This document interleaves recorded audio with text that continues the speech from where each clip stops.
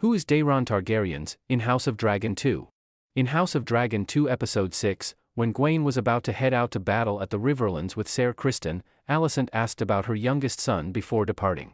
And Gwaine says, he's, surprisingly, a pretty decent guy. He's stalwart. Clever. As adept with his lute as he is with his sword, Gwaine says. And a feature in the fancies of many a young lady, I'd wager. He's kind. Alicent comments particularly on that last part. Kindness is a quality I've found lacking in his brothers. Let's know more about Daeron Targaryen. Prince Daeron Targaryen, also known as Daeron the Daring, was the third and youngest son of King Viserys One Targaryen and his second wife, Queen Alicent Hightower. He was a younger brother to King Aegon II Targaryen. Like his siblings, Daeron was a dragonrider, and he rode the she-dragon Tessarion. Daeron had the coloring of the blood of the dragon.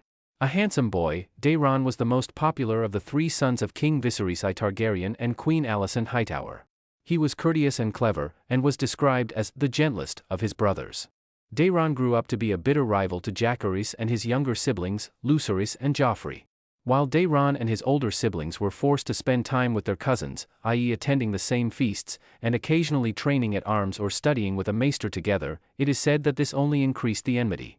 After the death of Daeron's father, King Viserys I Targaryen, the Dance of the Dragons began as Daeron's older brother claimed the Iron Throne as Aegon II Targaryen, despite the fact that their half-sister, Rhaenyra Targaryen, had been Viserys' declared heir.